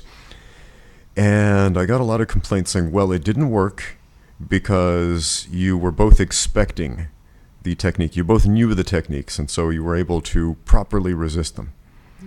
And so I had Jess come in, and she played the part of the attacker, and she had not seen the video before. Yeah, I don't generally, just because I do martial arts, I tend not to watch self-defense videos.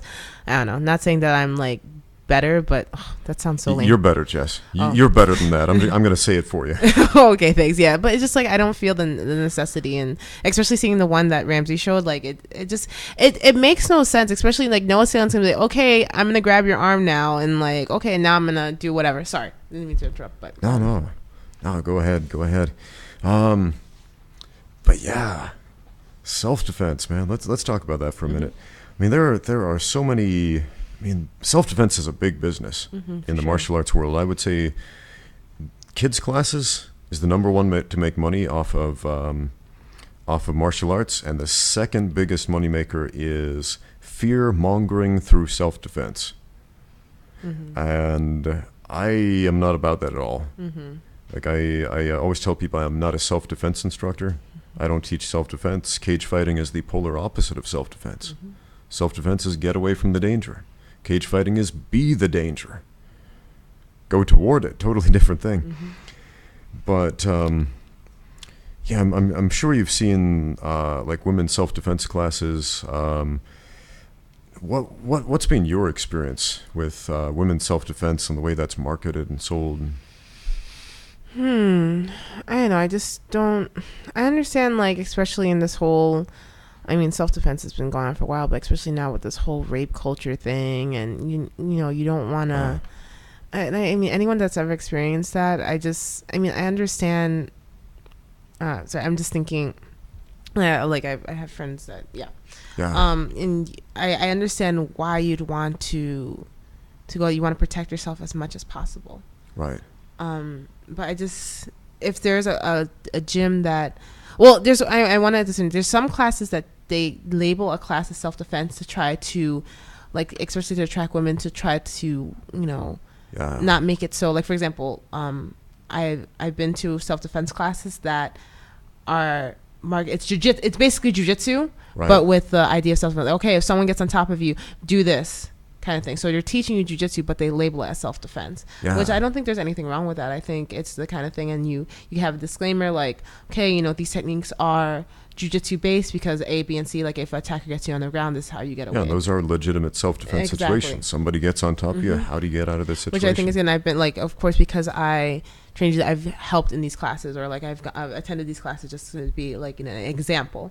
But, like, in terms of, like, okay, good ladies, we're going to do this kind of thing. Like, you're going to have your key in your hand, and the guy's going to do this. Like, kind of coming thing. at you like a slow-motion robot. Like, yeah, he's coming at you with a knife. Or he's holding you from behind. It's like, a light hold, but he's... I just don't... I don't think that's... I don't want to say fair. I just don't think it's realistic, and it's not... And it's always like those same 5 situations, like somebody grabs your wrist, somebody bear hugs you, the 2-hand rape choke, etc. Yeah, and I just I think it's almost dangerous, and it's misleading in a way. Like, if people, I mean, maybe there's some people that think that they're doing it in a good place. Like someone attended a self-defense course, and they they've done things where they happen to use a technique that, no, that's not a good example, or they, something happens to them and they English. Yeah. Sorry. It's all good. I understand that some people are well intentioned. Like they have good intentions, but if there's people that are out there that are doing this to make money, then those people are that's messed up. That's not very, it's very misleading. Yeah, to me it's almost like trying to make money off of a religion. True. Which to me is just horrible. Mm-hmm. It's the idea of priestcraft, capitalizing on people's faith and goodwill and good intentions. I mean, that's just garbage to me. Mm-hmm. But self-defense, it's kind of the same thing. It's capitalizing on people's fears. True. Making people afraid of these things. Statistically speaking, and statistics are really eye-opening when we look at this, the number 1 cause of death worldwide is heart disease. Mm-hmm. And you're like 1 million times more likely to die of heart disease than a bad guy jumping out of the shadows. Mm-hmm. And dogs kill more people than bad guys jumping out of the shadows too. Really? I know, right? And I know you're a dog lover. I was just like, Pumpkin, how could you? Like, I know. I was looking at this list of like the deadliest animals in the world, and mosquitoes are number 1, and then why? Because it's like because they kill. Well, deadliest in terms of the number of humans killed by these animals. Like so mosquitoes kill more humans than any other animal. And then humans kill like the second most humans. And then after that, it's like, I think dogs are like number 3. Oh, really? Or what about deer, though? It's probably just because so many dogs are in such close contact with humans, and so it's more per capita contact. Then after that, some of them are really surprising. Like horses and cows kill like way more people than sharks and wolves and bears and that sort of thing. I could believe that. And another big reason for that is it's just close proximity to people. Mm-hmm. But self-defense, man. Fear the real killers. Watch out for those cows, friends. And eat healthy so you don't get heart disease. Yeah. Yeah. So any advice you would give to people out there who are legitimately concerned about self-defense? Like, you mean concerned as in terms of the protecting themselves? Yeah. Yeah, I mean, in the video that I did with Ramsey, I was like, go out there and if you really want to protect yourself and you're like, you have this legitimate fear, I would say, I would certainly say go and take a martial arts class. Like, if you are well-based and you're practicing something, then it becomes instinct. And when, God forbid you get into one of those situations, then you know what to do. You can protect yourself. You have this, and also you kind of like when I started doing jiu-jitsu and I was training for about a year and a half, like I'd walk down the streets with kind of this confidence, like, okay, if something were to happen to me, then again, God forbid, I will do the best I can to protect myself. Like even like walking in New York City, like by myself I'm not one of these people that are going through Central Park looking for danger kind of thing. But like if you walk on the streets in New York City and you get catcalled or you feel uncomfortable, like at least if you train something, it could be at Muay Thai or Jiu-Jitsu or whatever, at least you know that you have the practice enough to be able to do some damage or like make it at least difficult for someone to hurt you or really try to kidnap you, or like you're putting up a fight. That's basically what it is. You're right. You're not just here like going off with like these 1-2 off techniques that, like, because think about it, like if you watch these videos, like you watch the video and you're like, okay, yeah, if that happens, then okay, I'll do that. But are you every day practicing taking a key in your finger and punching someone? No, you're just having it in your mind. And if it doesn't become part of your body, your body memory, what's the thing called? The muscle memory. Muscle memory. Yeah. Again, English. What's going on? Then obviously you're not gonna be able to perform, and then obviously your adrenaline kicks in. You have this fight or flight thing, and then you freeze up, and then what happens? So at least with martial arts, you're putting into practice every day, or like at least I would say train 3 times a week. That's very important. But like you're putting it into practice, which is super important. So yeah, this martial arts is the way to go for sure. Yeah, man. There's no replacement for the context of experience, like none. All right. All right, man. Jess, we got to get you a fighter nickname. You've given any more thought to that yet? Yeah, I mean, I liked what did we say? I like the Huntress was cool. I don't know. Get out there and hunt your prey down. Yeah, exactly. I don't know. I'll come back to, like, let's say when I get my first fight, maybe I think of it on the spot or something.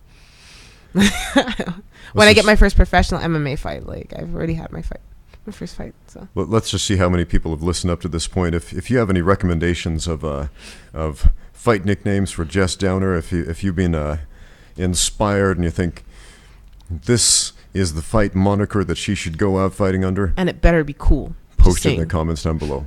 Bonus points if it's cool. Yeah. All right. Well, we're getting close to the 2-hour mark. Anything else you'd like to say to our viewers and listeners at home? Well, first, I want to say first of all, thank you for having me, like, to talk for a bit. My pleasure. I think it's the tendencies you have, like, you don't think what you have to say is important. So I think, like, I really appreciate you thinking that what I have to say is valuable. And also, I want to thank you for training me. I think, like, you know, not for nothing, Ramsey's one of the best coaches I've ever had. And it's like, ever since I started training with him, I've had more confidence in everything that I've done in terms of jiu-jitsu, in terms of, like, my strikes. So I just want to take the time to thank you for that as well. Oh, man. My pleasure. Yeah, and I don't know what to say. Just thank you overall for everything, and, like, keep watching. Like, Ramsey has some really good content, and yeah. Yeah, that's just one more thing I'd like to say. That's interesting that you mentioned, like, you didn't feel like you really had anything special or important to say. I had this comment on one of my early podcasts. This guy said something like, I'll watch your podcast when you have some famous people on there, or some geniuses or whatever. Like Joe Rogan, you know, he has like famous people on his podcast all the time, and it's a great show, and I listen to it, and it's it's good stuff, and it's largely thanks to Joe Rogan retweeting one of my self-defense videos that so many people subscribe to my YouTube channel in the first place. But at the same time, you know, I listen to some of these, and sometimes you get a famous name that you recognize, and like, oh, cool, I want to listen to him, and you listen like, where's the substance? Mm-hmm. What did that really mean to me at the end of the day? Mm-hmm. I mean, it's like candy, but candy's delicious. Sorry. I mean, it is. It's tasty. It's tasty, right? But we want something that allows us to grow meat on the bones, like real muscle and all that. True. And a big part of the reason I started this podcast and is because I wanted to interview people that I find interesting, people that I know, and people that I know have a story to tell and have something that I've benefited from personally, and, you know, share that with you guys at home. And I know Jess isn't a big famous household name or anything yet. Okay, yet. She's learning quick. But yeah, this is a person that I learn from every single day that I train with her. Appreciate that. Thank you. So, yeah, everybody is a book. From the smartest person out there to the dumbest, stupidest person out there, there is something they have to teach you. For sure. Makes sense. So, anyway, thank you so much for watching. Get out there and train. That